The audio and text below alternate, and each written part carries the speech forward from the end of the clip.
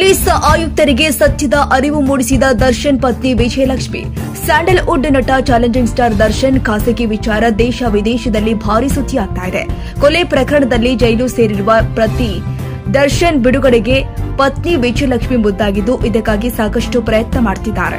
ಇದೇ ವೇಳೆ ವಿಜಯಲಕ್ಷ್ಮಿ ಪೊಲೀಸ್ ಆಯುಕ್ತರಿಗೆ ಪತ್ರ ಬರೆದಿದ್ದಾರೆ. ಹೌದು, ದರ್ಶನ್ ಪತ್ನಿ ವಿಜಯಲಕ್ಷ್ಮಿ ಪೊಲೀಸ್ ಆಯುಕ್ತರಿಗೆ ಪತ್ರ ಬರೆಯುವ ಮೂಲಕ ಸತ್ಯದ ಅರಿವು ಮೂಡಿಸಿದ್ದಾರೆ. ಪತ್ರದಲ್ಲಿ ಪವಿತ್ರ ಗೌಡ ದರ್ಶನ್ ಅವರ ಪತ್ನಿಯಲ್ಲ ಎಂದು ಸ್ಪಷ್ಟವಾಗಿ ಹೇಳಿದ್ದಾರೆ. ಹಿಂದೊಮ್ಮೆ ಬೆಂಗಳೂರು ಪೊಲೀಸ್ ಕಮಿಷನರ್ ದಯಾನಂದ ಸುದ್ದಿಗೋಷ್ಠಿಯಲ್ಲಿ ಮಾತನಾಡುವಾಗ ದರ್ಶನ್ ಪತ್ನಿ ಪವಿತ್ರ ಗೌಡ ಅಂತ ಹೇಳಿಕೆ ಕೊಟ್ಟಿದ್ರು. ಈ ವಿಚಾರವನ್ನ ಪ್ರಸ್ತಾಪಿಸಿದ ವಿಜಯಲಕ್ಷ್ಮಿ ದರ್ಶನ್ ಪತ್ನಿ ಪವಿತ್ರ ಗೌಡ ಅಲ್ಲ ಎಂದು ಪತ್ರದಲ್ಲಿ ಉಲ್ಲೇಖ ಮಾಡಿದ್ದಾರೆ. ದರ್ಶನ್ ಖೈದಿ ನಂಬರ್ ಹಾಕಿಸಿ ಮಗು ಫೋಟೋ ಶೂಟ್ ಮಾಡಿದ ಅಭಿಮಾನಿಗೆ ಸಂಕಷ್ಟ. ನಟ ದರ್ಶನ್ ತೂಗುದೀಪ ಕೊಲೆ ಪ್ರಕರಣದಲ್ಲಿ ಜೈಲು ಸೇರಿದ್ದಾರೆ. ಅವರ ಮೇಲೆ ಹಲವಾರು ಆರೋಪಗಳು ಕೂಡ ಕೇಳಿಬಂದಿದೆ. ಹೀಗಿರಬೇಕಾದ್ರೆ ದರ್ಶನ್ ಅಭಿಮಾನಿಯೊಬ್ಬರು ಪುಟ್ಟ ಕಂದಮ್ಮನಿಗೆ ದರ್ಶನ್ ಖೈದಿ ನಂಬರ್ ಇರುವ ಬಟ್ಟೆ ಮತ್ತು ಕೋಳ ಜೊತೆಗಿಟ್ಟು ಫೋಟೋ ಶೂಟ್ ಮಾಡಿಸಿ ಹುಚ್ಚಾಟ ಮೆರೆದಿದ್ದಾರೆ. ಸದ್ಯ ಈ ಹುಚ್ಚಾಟಕ್ಕೆ ಪೊಲೀಸರು ಬಿಸಿ ಮುಟ್ಟಿಸಿದ್ದಾರೆ. ಹೌದು, ಸಾಮಾಜಿಕ ಜಾಲತಾಣದಲ್ಲಿ ಹುಚ್ಚಾಟ ಮೆರೆದ ದರ್ಶನ್ ಅಭಿಮಾನಿಯೊಬ್ಬರಿಗೆ ಸದ್ಯ ಸಂಕಷ್ಟ ಎದುರಾಗಿದೆ. ಮಗುವಿಗೆ ಖೈದಿ ನಂಬರ್ ಡ್ರೆಸ್ ಹಾಕಿಸಿ ಫೋಟೋ ಶೂಟ್ ಮಾಡಿಸಿ ಅತಿರೇಕದ ವರ್ತನೆ ತೋರಿದ ಪೋಷಕರಿಗೆ ಮಕ್ಕಳ ಹಕ್ಕುಗಳ ರಕ್ಷಣಾ ಆಯೋಗ ನೋಟಿಸ್ ನೀಡಲು ಮುಂದಾಗಿದೆ. Pen drive case. 4 ತಿಂಗಳಿಗೊಮ್ಮೆ HIV ಟೆಸ್ಟ್ ಮಾಡಿಸ್ತಾ ಇದ್ದ ಪ್ರಜ್ವಲ್. ರಾಜ್ಯದಾದ್ಯಂತ ಭಾರೀ ಸಂಚಲನ ಮೂಡಿಸಿದ್ದ ಹಾಸನದ ಅಶ್ಲೀಲ ವಿಡಿಯೋಗಳ ಪೆನ್ ಡ್ರೈವ್ ಪ್ರಕರಣವು ಬಗೆದಷ್ಟು ಆಳಕ್ಕೆ ಹೋಗ್ತಾ ಇತ್ತು. ಮಾಜಿ ಸಂಸದ ಪ್ರಜ್ವಲ್ ರೇವಣ್ಣ ಪ್ರತಿ 4 ತಿಂಗಳಿಗೊಮ್ಮೆ HIV ಪರೀಕ್ಷೆಗೆ ಒಳಪಡ್ತಾ ಇದ್ರು ಎಂಬ ಸಂಗತಿ ತನಿಖೆಯಿಂದ ಹೊರಬಿದ್ದಿದೆ ಎನ್ನಲಾಗಿದೆ.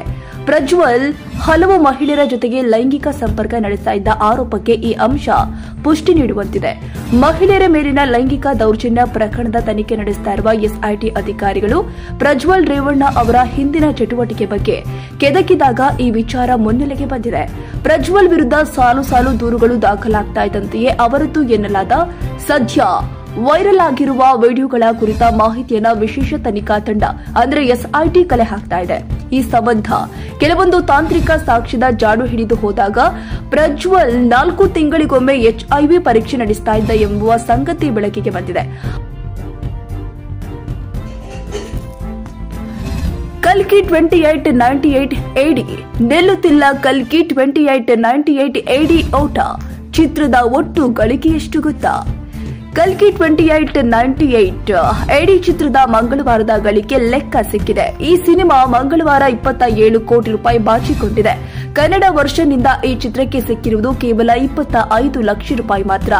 ಕನ್ನಡ ವರ್ಷನ್ನಿಂದ ಇಷ್ಟೊಂದು ಕಡಿಮೆ ಗಳಿಕೆ ಆಗಲು ಪ್ರಮುಖ ಕಾರಣವೂ ಇದೆ. ನಿರ್ದೇಶಕ ನಾಗ ಅಶ್ವಿನ್ ಅವರು ಸೈನ್ಸ್ ಫಿಕ್ಷನ್ ಸಿನಿಮಾ ಕಲ್ಕಿ 2898 AD ಚಿತ್ರದ ಮೂಲಕ ದೊಡ್ಡ ಗೆಲುವು ಕಂಡಿದ್ದಾರೆ. ಈ ವರ್ಷ ಯಾವ ಚಿತ್ರವೂ ಕೂಡ 1000 ಕೋಟಿ ಕ್ಲಬ್ ಸೇರಿರಲಿಲ್ಲ. ಈಗ ಕಲ್ಕಿ 2898 AD ಚಿತ್ರ ಈ ಸಾಧನೆ ಮಾಡುವ ಮೂಲಕ ಸೂಚನೆ ಸಿಕ್ಕಿದೆ.